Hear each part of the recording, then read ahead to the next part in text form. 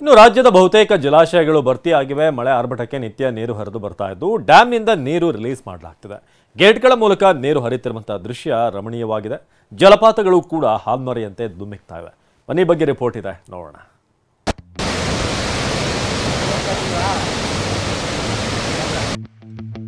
ಜಲಾಶಯಗಳಿಗೆ ಜೀವಕಳೆ ಬಂದಿದೆ.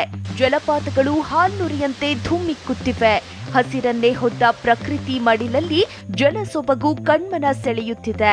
ಅನೇಕ ಕಡೆ ಅವಾಂತರಗಳೇ ಸೃಷ್ಟಿಯಾದ್ರೂ ಜಲಾನಯನ ಪ್ರದೇಶಗಳು ನೋಟುಗರನ್ನ ಕೈಬೀಸಿ ಕರೆಯುತ್ತಿವೆ.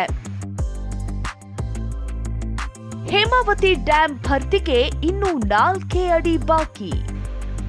ಹಾಸನ ಮತ್ತು ಚಿಕ್ಕಮಗಳೂರು ಭಾಗದಲ್ಲಿ ಮಳೆರಾಯನ ಅಬ್ಬರಕ್ಕೆ ವಿರಾಮವೇ ಇಲ್ಲದಂತಾಗಿದೆ.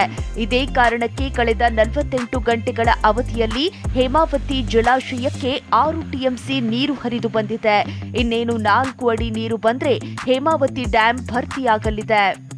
ಸತತ 6ನೇ ದಿನವಾದ ಇಂದು ಕೂಡ ಹಾಸನ ಜಿಲ್ಲೆಯ ಮಲೆನಾಡು ಭಾಗದಲ್ಲಿ ವರುಣನ ಆರ್ಭಟ ಮುಂದುವರೆದಿದೆ. ನೋಡಬಹುದು, ಹೇಮಾವತಿ ಜಲಾಶಯ ಕೇವಲ 1 ತಿಂಗಳ ಹಿಂದೆ ಬಹುತೇಕ ಖಾಲಿಯಾಗಿತ್ತು. ಈಗ ಸಂಪೂರ್ಣವಾಗಿ ಭರ್ತಿಯ ಹಂತಕ್ಕೆ ಹೇಮಾವತಿ ಜಲಾಶಯ ಬಂದಿದೆ. ನಾವು ನೋಡ್ತಿದ್ವಿ, ಎಷ್ಟು ಕಣ್ಣು ಹಾಯಿಸಿದಷ್ಟು ದೂರದವರೆಗೂ ಕೂಡ ನೀರು ಕಾಣ್ತಾ ಇದೆ. ಕೇವಲ 6 ಟಿಎಂಸಿ ನೀರು ಬಂದ್ರೆ ಜಲಾಶಯ ಭರ್ತಿ ಆಗುತ್ತೆ. ಕೆಆರ್ಎಸ್ ಜಲಾಶಯದಿಂದ ನೀರು ಬಿಡುಗಡೆ, ರುದ್ರ ರಮಣೀಯ ದೃಶ್ಯ. ಈ ರುದ್ರ ರಮಣೀಯ ದೃಶ್ಯವನ್ನೊಮ್ಮೆ ನೋಡಿಬಿಡಿ. ಇದು ಮಂಡ್ಯ ಜಿಲ್ಲೆ ಶ್ರೀರಂಗಪಟ್ಟಣ ತಾಲೂಕಿನ ಕೆಆರ್ಎಸ್ ಜಲಾಶಯ. ಮಳೆ ಆರ್ಭಟಕ್ಕೆ ಡ್ಯಾಂನ ನೀರಿನ ಮಟ್ಟ 119.9 ಅಡಿ ತಲುಪಿದೆ. 10 ಕ್ರಸ್ಟ್ ಗೇಟ್ಗಳ ಮೂಲಕ 10,000 ಕ್ಯೂಸೆಕ್ ನೀರು ಬಿಡಲಾಗಿದೆ. ಇನ್ನು ಹಾಲ್ನೊರೆಯಂತೆ ನೀರು ಧುಮ್ಮಿಕ್ಕಿರೋದು ಪ್ರವಾಸಿಗರನ್ನ ಸೆಳೆಯುತ್ತಿದೆ.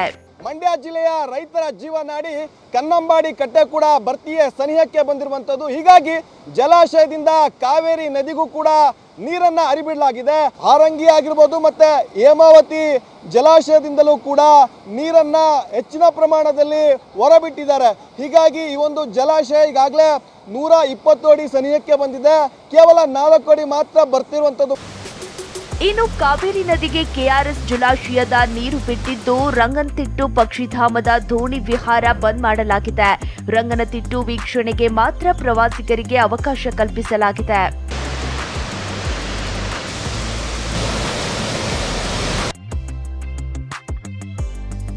ಹಾರಂಗಿ ಜಲಾಶಯದಿಂದ 17,000 ಕ್ಯೂಸೆಕ್ ನೀರು ಬಿಡುಗಡೆ. ಭೋರ್ ಕರೆಯುತ್ತಾ ಧುಮ್ಮಿಕ್ಕುತ್ತಿರೋ ಈ ದೃಶ್ಯ ಹಾಸನದ ಹಾರಂಗಿ ಜಲಾಶಯದ್ದು. ಕ್ಷಣಕ್ಕೂ ಜಲಾಶಯದ ನೀರಿನ ಮಟ್ಟ ಏರಿಕೆಯಾಗುತ್ತಿದೆ. ಹೀಗಾಗಿ 17,000 ಕ್ಯೂಸೆಕ್ ನೀರು ಬಿಡುಗಡೆ ಮಾಡಲಾಗಿದ್ದು ಸುಂದರ ದೃಶ್ಯ ನೋಡೋದಕ್ಕೆ ಪ್ರವಾಸಿಗರು ಮುಗಿಬಿದ್ದಿದ್ದಾರೆ. ಮಳೆ ಅಂದ್ರೇನೆ ಅದು ರುದ್ರ ರಮಣೀಯ. ಒಂದು ಕಡೆ ಅದರ ರೌದ್ರತೆಯನ್ನು ನಾವು ನೋಡ್ಬೋದು, ಮತ್ತೊಂದು ಕಡೆ ಅದರ ರಮಣೀಯತೆಯನ್ನು ಕೂಡ ನಾವು ನೋಡ್ಬೋದು.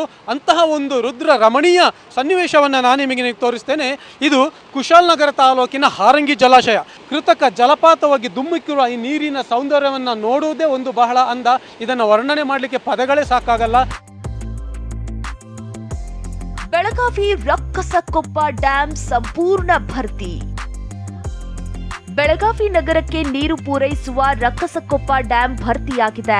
ಕೇವಲ 15 ದಿನಗಳ ಅಂತರದಲ್ಲೇ ಜಲಾಶಯ ಮೈದುಂಬಿದೆ. 3 ಮತ್ತು 5ನೇ ಗೇಟ್ ಓಪನ್ ಮಾಡಿ ನೀರು ರಿಲೀಸ್ ಮಾಡಲಾಗಿದೆ. ಬಂಡೆಗಳ ಸೀಳಿಕೊಂಡು ಧುಮ್ಮಿಕ್ಕುತ್ತಿರೋ ಜಲಪಾತ.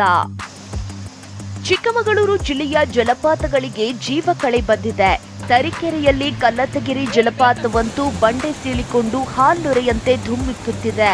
ಆದರೆ ಫಾಲ್ಸ್ಗೆ ಪ್ರವಾಸಿಗರನ್ನ ನಿರ್ಬಂಧಿಸಿ ಡಿಸಿ ಆದೇಶ ಹೊರಡಿಸಿದ್ದಾರೆ. ಉಕ್ಕಿ ಹರಿದ ಕಪಿಲಾ ನದಿ, ರಸ್ತೆ ಮೇಲೆ ಹರಿದ ನೀರು. ಕಬಿನಿ ಜಲಾಶಯದಿಂದ ಅಧಿಕ ಪ್ರಮಾಣದಲ್ಲಿ ನೀರು ಬಿಟ್ಟಿದ್ದಕ್ಕೆ ನದಿ ಉಕ್ಕಿ ಹರಿಯುತ್ತಿದೆ. ಮೈಸೂರು ಜಿಲ್ಲೆ ನಂಜನಗೂಡಿನಲ್ಲಿ ನೀರು ಹರಿಯುವ ದೃಶ್ಯ ಡ್ರೋನ್ ಕ್ಯಾಮೆರಾದಲ್ಲಿ ಸೆರೆಯಾಗಿದೆ. ಹರಿಯುವ ನೀರಿನ ಸೇತುವೆ ಮೇಲೆ ವಾಹನಗಳು ಹೋಗ್ತಿರೋ ದೃಶ್ಯ ರಮಣೀಯವಾಗಿದೆ.